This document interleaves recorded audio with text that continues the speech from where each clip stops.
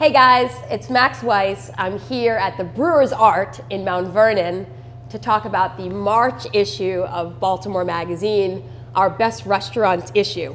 I want to apologize. I'm a little under the weather, so if my voice sounds more adenoidal than usual, some may say that's impossible. Apologies, but I have to talk about this issue. I gotta say that when I do these editor's corners, I always sort of look and try to figure out the highlights of the issue, and those are the stories that I talk about.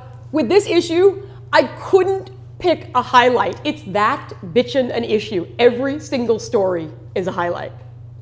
So, of course, you want to talk about the cover story, best restaurants, the 50 best restaurants in town. I always used to say about New York City that no mediocre restaurant could survive there because New Yorkers just wouldn't tolerate a mediocre restaurant. I think Baltimore is beginning to get there. Not quite, but we're almost there. There are so many great new restaurants in town. People all over town are developing much more sort of interesting, sophisticated palates.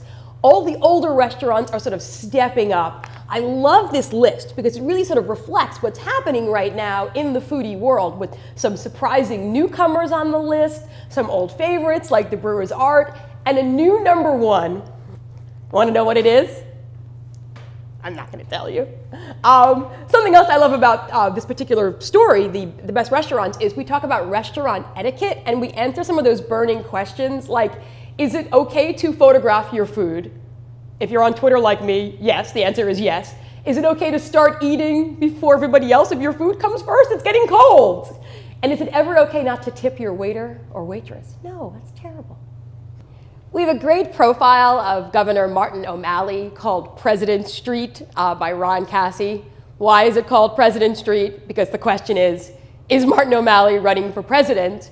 And the speculation is basically yes. What's so interesting about O'Malley is that when people talk about him, they talk about his ambition all the time. When he was mayor, he was running for governor. Now that he's governor, he's running for president. But what's interesting is he almost dropped out of politics altogether before the mayoral race to go back to practicing law. And Ron Cassie sort of gets at the heart of his personality, his ambition, what makes him tick, and will he or won't he make a good president?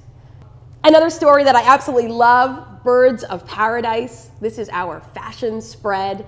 Sort of in the same way that there's so many great new restaurants cropping up around town, there's lots of great new fashion stores and options out there. I mean, I'm not saying we're turning into Paris or New York yet, but there's a lot of great clothing, and all the beautiful items of clothing that you see in this story can be purchased around town. And I also sort of love the camouflage effect of these beautiful photos. Where is the model? Can you see her?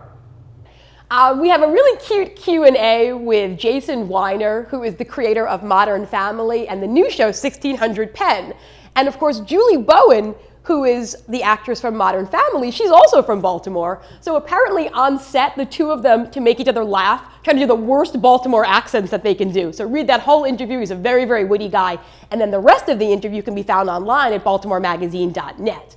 We also have a story on the triumphant Loyola Greyhounds, the lacrosse champions. We have a story on Harriet Tubman and how 100 years after her death, she continues to really inspire and influence artists. And we have our Big Home section featuring an at-home with visit with Steve DeCastro of Ruth's Chris Steakhouse. What an issue. Normally this is the part of the editor's corner where I put on my party pants and make a joke, but I'm just not feeling up to it because I'm sick, guys. I apologize. But I am at a restaurant, so isn't it feed a cold and starve a fever? Or is it starve a cold and feed a fever? I'm gonna go with feed a cold. I'm gonna eat now.